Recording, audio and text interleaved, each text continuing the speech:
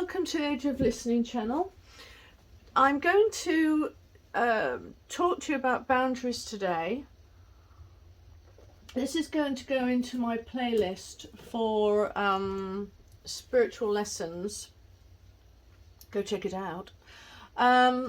So if you're not interested in boundaries and you've done all your work in boundaries, bye. But I woke up this morning and I was laying in bed and I was regurgitating all of these cats and dogs videos, you know, cats versus dogs on YouTube. And I was doing this and on watching, and I was learning about boundaries, and I was learning about reactions, and I was learning about, and I was sitting there going, why? And I knew it was kind of a special, it was important, it was a download. And I said to my guide, what is this about? And my guide said, boundaries. This is about boundaries. So let's explain to you what I was dwelling on then. So initially, I was seeing these cats, and there were cats versus foxes, a pack of dogs, a single dog. And as I was looking at all of these scenarios playing on, the words standing your ground came really clear in my mind. And I then looked at fight, flight and freeze. And I was realizing that with cats, there's so much to learn from them. I'm not a particularly cat person, I'm more of a dog person, but a cat person, they don't give a flying beep, do they? No, they don't. And they will find their spot, their place, and they won't give that up easily. And we have so much to learn from that audacity or bravery, however you view it. They only ever freeze. Well, they barely ever freeze. In fact, so we can just discount that. But they will fight. And as I say, what they tend to do is say, this is my ground, this is where I'm sitting, this is where I am standing, and you can move, because I'm not. And they will push that right to the very, very limit. And what came to my mind was this scenario, I'll try and find something similar, where this cat was defending itself against a pack of wild dogs. It looked like it was somewhere sort of Mexico or Mexico, I don't know, somewhere Mexico border or something, and there's a huge pack of like 6 or 7 dogs trying to attack this cat, which is very unusual. Domesticated dogs don't tend to do that. But yeah, they were all set on, and then from the right hand side, this one cat zoomed in like Superman and they jolted the dogs, distracted the dogs by this white fur just kind of flying through the crowd, and they froze and they ran away quickly, because dogs do that. The only times cats flee is if you take them by surprise. It will be a reaction of flight. But the cats know that too. And I replayed this image over and over again. So I was just in wonderment of the lessons that were within this little scene. Because here is a cat who's definitely outnumbered, that needs defending. Here is another cat off screen who knows that, who understands that it is also outnumbered. But it also knows that just by appearing quickly and suddenly, it will kick the wild dog's flight response. They understood that because there was no other reason for it. Cats on the whole are outnumbered 1-to-1 with a dog, but cats use their innate calculating brain to surmount situations with beasts that are larger than them. They're clever. And I was thinking, as I say, I was regurgitating this, thinking, you know, gosh, this is clever. And I asked my guide, you know, what this is about. And my guide said, well, it's about boundaries. It's about, you know, we can use a lot from them. Sorry, this is for something in a second. It's supposed to look like scales. So it set me off thinking, okay, I'll do a video on this then, and try and help you through what is it that we're supposed to learn. Boundaries are a bit like empathy. You need to learn it. It's a skill. It doesn't necessarily come naturally.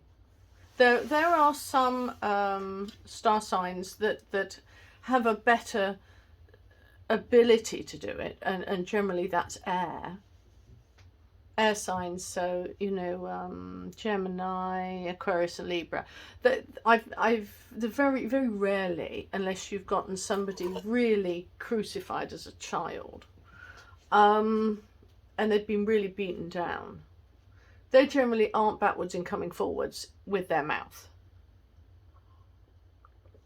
And as diplomatic as Libra can, if it needs to stand up for itself, it will verbally. But then you get the complex earth signs. They can struggle. But anyway, another subject for another day. So here you have a situation where I say to my kids, I'm going to give you the advice I give to my kids. My kids have been taught empathy, and I had a parents' evening the other day, and the one thing that they all said about both my boys, that all the teachers love my boys, and they say that, you know, that there's such a lot of empathy. There is so much empathy there for, and it's something I try to, you know, this one teacher said, it's something I try to teach the children, is to have empathy for other people, and you've got such wonderful boys. And I said, well, you know, they've already got that in spades. And I said, well, that's because it's taught. You have to teach it. You have to be diligent about it. And I start from the age of 2, you know.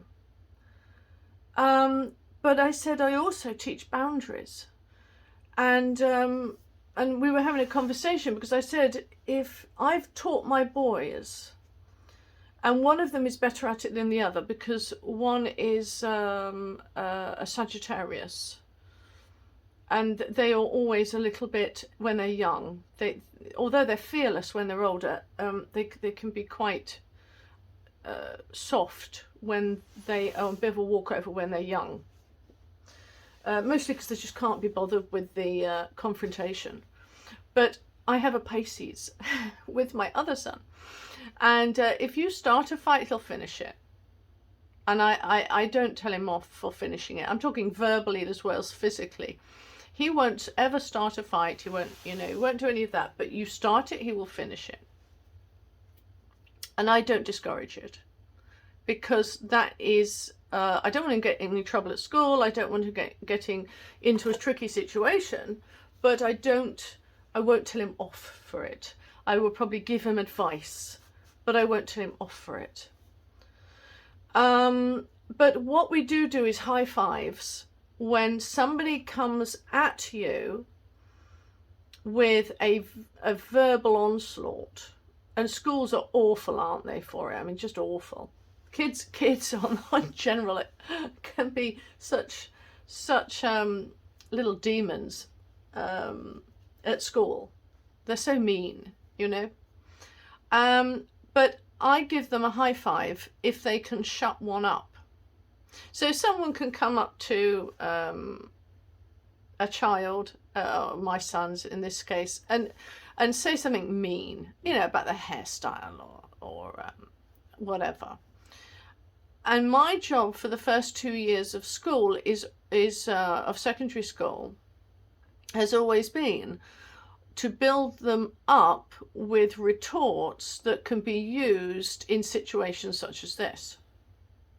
And it can be anything from the comical, like, ooh, stand away, your breath, whew, to who asked you, and I care how, you know, just glib, quick retorts. And we play them out. And by the time my last child had gone to school, he'd already heard me do it to his older brother. And he's just got such a long list of put downs when somebody, without any provocation, just comes up and says something mean. He's able to pull out a retort, a comeback, deliver it with confidence, shut that person completely up, comes back to me and gets a high five. That's how I teach it. I'm a bit of a, yeah, that's me as a mum. Analyze that one for you. But it's really important to me that my boys learn that, because I say to them, you know, what you resist at school will persist in college and your work life, because school is the school of life. So if you don't want to have to struggle as an adult, standing up for yourself as an adult to another adult, then you need to use school as a practice ground for the future. Otherwise it will just persist and it will keep going. It's like a karmic lesson. School is a karmic situation, a monumental one. And I got these up here because we have to mirror like for like. I'm not talking about getting into a toxic situation. I mean, and it can get very toxic very quickly. And you have to use some discretion on who it is that we're talking about here, whether it's somebody in your family or friend circle, or whether it is somebody that you literally you don't care about, you know, like you're never going to see again, you know, somebody like a shop owner or I don't know, a rude cashier. And you have to mirror their lack of concern. So anyway, it's just a morning talk really about sticking up for yourself. And it's okay to stick up for yourself, because they think it's okay to bully you. They think it's okay to be mean to you. Well, if they think it's okay to be mean to you, then it's okay for you to stick up for yourself, and just don't care about what they feel or think about you, because they're not choosing to think or care about you either. Unprovocated attacks on anybody is not allowed. That's if they're actually attacking you, you know, emotionally. There's a difference between someone verbally attacking you and them just speaking. People are allowed to speak and say what they want. We have all got the freedom to say that, but you have the freedom as well to retort or set a boundary and walk away. Anyway, just thought I'd say that for whoever needs to hear it. Bye.